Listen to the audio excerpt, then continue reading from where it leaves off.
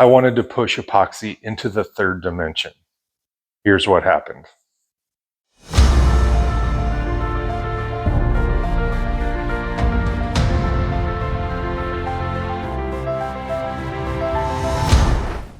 Everyone's seen epoxy tables, boards, and flatwork, but for this one I wanted to try something different.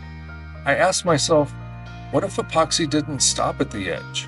What if it flowed around corners, wrapped into form, and became part of a three-dimensional object, not just a surface design? That idea had been floating around in my head when a client reached out asking if I could make a jewelry box for his wife. It felt like the perfect opportunity to put this concept to the test. The basic construction concept is similar to grain wrapping a box, using a continuous piece of wood and cutting miter joints at each corner so the grain wraps seamlessly around the outside. But here's the twist. I was incorporating live edge slab wood on each side with epoxy running through the middle. If the mitered corners didn't line up perfectly, not only would the wood grain be off, but the epoxy swirl pattern wouldn't match either. The whole thing would look like a mess. So while the idea was simple enough, it could go off the rails pretty quickly if I didn't pay close attention to what I was doing. I wanted a river of epoxy on the top that flowed over both sides, literally taking the epoxy over the edge, creating a waterfall jewelry box. One thing that made me nervous was how little room for error I had. I had to get every cut exactly right the first time. If I messed up a cut on the top or any side, I couldn't just swap in a replacement. It all had to match perfectly, and remaking one piece wouldn't cut it. Usually when I work on multi-part projects, I'll mill up an extra piece or two, just in case my brain decides to take a little vacation mid-build. That way, I don't have to start completely over from square one if I make a mistake. So, I saddled up and locked in my focus. In fact, I was so focused on getting those miters just right, I forgot to film that part entirely. You'll just have to trust me. Luckily, I didn't mess them up. With the body pieces cut, I moved on to more familiar ground, inlay work on the CNC. But even here, I had to stay sharp. Just because I'm comfortable with the CNC doesn't mean mistakes can't happen. And mistakes on this project, as I have said before, weren't an option. Fortunately, the inlays of the floral accents and custom text came out perfectly, as well as the epoxy backfilling. Next up were the drawer slides. I decided to use the CNC to cut shallow stop dados on the sides for the drawer runners. I could have used the table saw, and I know some traditional woodworkers might raise an eyebrow for using a CNC for something like this. But I've made it a goal to start integrating my CNC more into my workflow. And in this case, it worked out great for these dados that were only 1/16 of an inch deep. From past projects, I knew I'd want to finish the inside of the box before assembly. Once it's glued up, reaching all the internal surfaces becomes a nightmare. So I use Teddy's from Sutherland welds. It gives me great control over how much finish I apply, which is key for the drawer slides. You don't want buildup that'll mess with how the drawers slide in and out. Once the finish cured, I hit the slides with a generous amount of paste wax to keep them smooth. When using wooden drawer slides, it's imperative that they remain smooth for the drawers to remain functional. For this, I use Slicky Wicky Witch's Wax from Sutherland welds.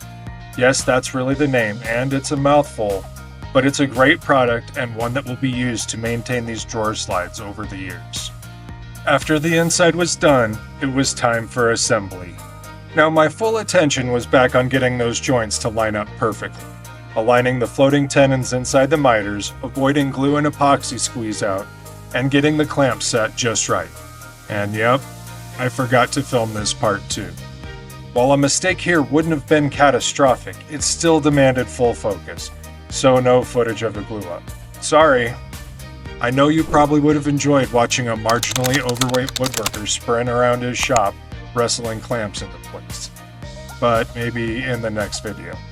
And maybe by then I'll have addressed that overweight part. But don't hold your breath, it's a work in progress. Instead of that chaos, you'll get to watch me sand the outside of this box. Just kidding. We're speeding this up. For the record, I had sanded the outside to 220 grit before assembly. What you're seeing now is 320 grit. I'll eventually take the epoxy all the way up to 1000 grit before wet sanding and polishing. but I'll spare you that footage. You're welcome. Once everything was smooth and polished, it was time for finishing, and some truly questionable camera work. When I got into making content for social media, I didn't realize I'd need to be a halfway decent cinematographer too. In these clips, you'll see me applying millies from Sutherland wells to the outside of the box, and you'll also get a nice close-up of my right arm doing the work. I don't even have an excuse. I probably wasn't thinking, or I was thinking, just about something else, like an educational podcast, or the next way to convince my wife that I absolutely need a bandsaw in my shop. We will never know. All of that aside, Millie's is an incredible finish. It really brings my projects to life. And if you couldn't tell by now, I'm a huge believer in products from Sutherland Wells. I'll drop a link in the description if you want to check them out. I highly recommend them. For the final touch, I used N3 Nano ceramic coating from Blacktail Studio. If you're watching this, chances are high that you've heard of Cam from Blacktail Studio. He's one of the godfathers of working with epoxy and wood, and honestly, a big reason I got into this field. If you haven't seen his work, go and check it out. It's incredible, and so is this product that will really help prevent scratches on the surface of this box. And here it is, the final product. I couldn't be happier with how it all came together. The joints are seamless, the epoxy transitions beautifully down the sides, and outside of some sketchy camera work, I'd say this build was about as close to perfect as I've ever done. So thanks everyone for watching. It means the world to me and to our business. Your likes, comments, and shares help us reach new people and keep us building one-of-a-kind projects like this. If you're ever interested in ordering something from us, all of our contact info is in the description and right here on the screen. Let's make something unforgettable.